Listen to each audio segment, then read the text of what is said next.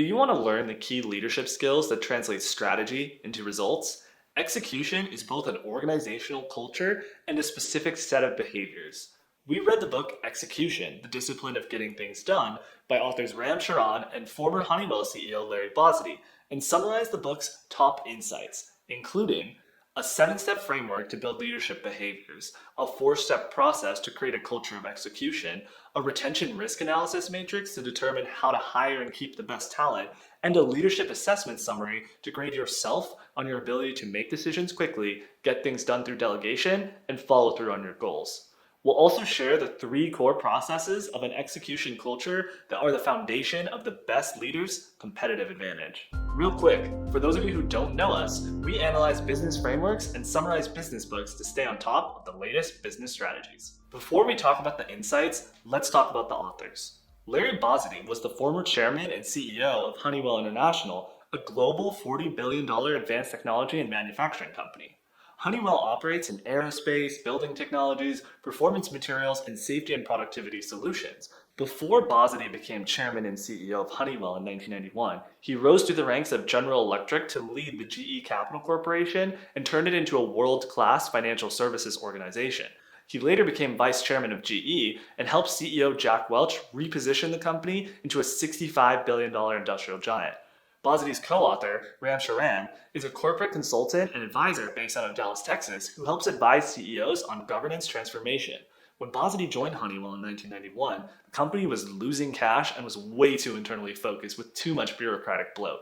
As Bossidy said in a 1995 interview, they had centralized all the people and decentralized all the paper, with too many projects chasing too little money. By the end of this video, you'll learn the frameworks Bossidy used to create an execution culture that turned the company around into the $160 billion market cap company it is today. Around 20% of the top business leaders in America lose their job every year only because they failed to master the art of execution. Bossidy and Charan believe the 3 core processes of execution are deeply interlinked between an organization's people, strategy, and operations. Strategy plans must account for personnel and operational realities. People are chosen and promoted in light of strategic and operational plans, so operations must be linked to strategic goals and human capacities. Execution requires leaders to be hands-on and intensively involved with their people and organizations. They must put vital leadership behaviors in place and create a culture of execution to run the core processes effectively. In this way, execution is a systematic method to expose reality. Before we get to Bossidy and Charan's 4-step framework to change your company's culture to a culture of execution, why is it so hard to change a company's culture in the first place?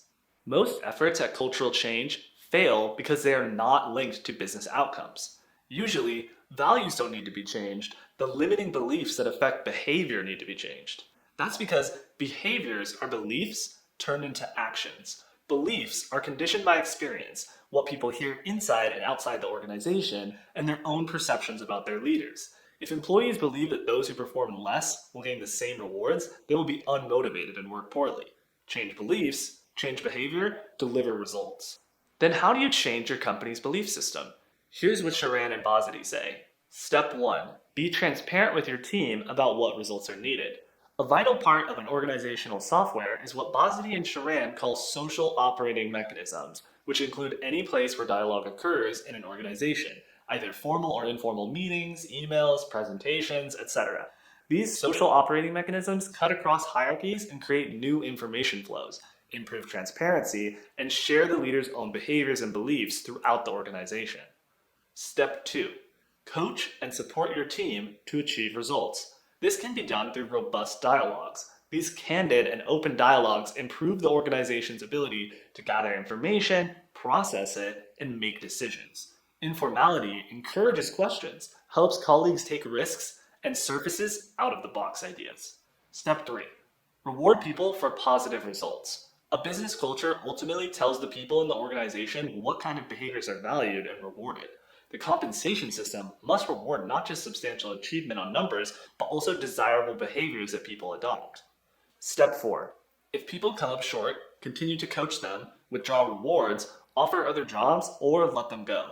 Employees need a small number of clear priorities to execute well. When you speak to employees, emphasize only 3 or 4 key priorities that will influence the overall company performance. They have to make daily trade-offs because there's competition for resources and ambiguity over decision rights. Without carefully thought out priorities, people can get caught up in endless conflicts.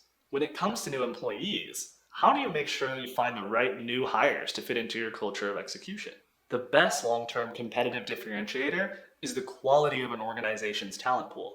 Leaders need to spend up to 40% of their time and emotional energy in the selection, appraisal, and development of people. Most companies look for leadership candidates who are thinkers and visionaries. However, there is little correlation between the ability to think and the ability to execute well. To build an execution culture, you must select doers with a proven track record of execution over thinkers with elite academic credentials and high IQ. Check if the candidate displays energy and enthusiasm for execution instead of just abstract ideation.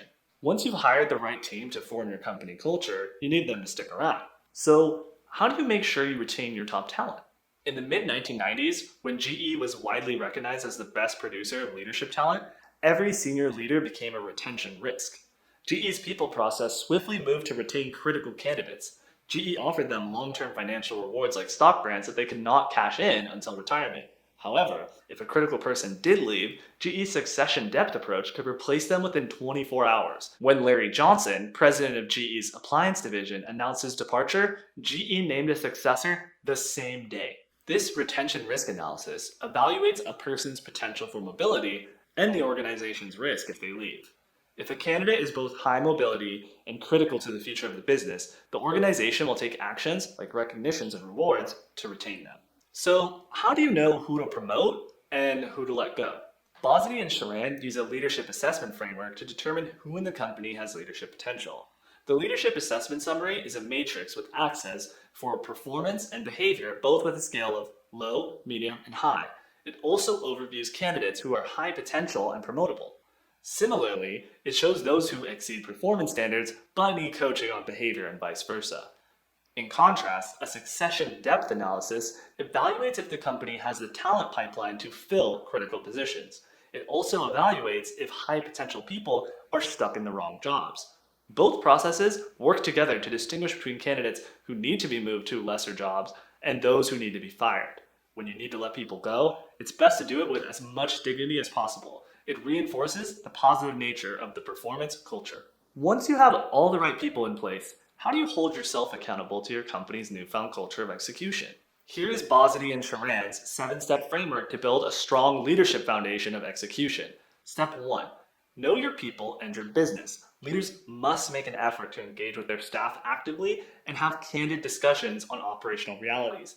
A leader who actively discusses operational realities shares the organization's vision and opens a space for candid conversation, which earns the team's respect. Step 2. Insist on realism. Leaders have to be realistic and ensure that realism is the goal of all dialogues inside the organization. Step 3. Set clear goals and priorities. Focus on a few clear priorities that can produce the best results from the resources at hand. Well thought out priorities can help stakeholders make better trade-offs between daily priorities. Step 4. Follow through. Ensure accountability and create follow-through mechanisms like regular meetings to send the signal throughout the company that team members can expect follow-through on tasks from each other. Step 5. Reward the doers. Performance must get a better bonus, stock options, or even stock grants. A leader needs to ensure that distinctions based on performance become a way of life through the organization. Step 6. Coach to expand capabilities. Leaders must regard every encounter as an opportunity to coach their people.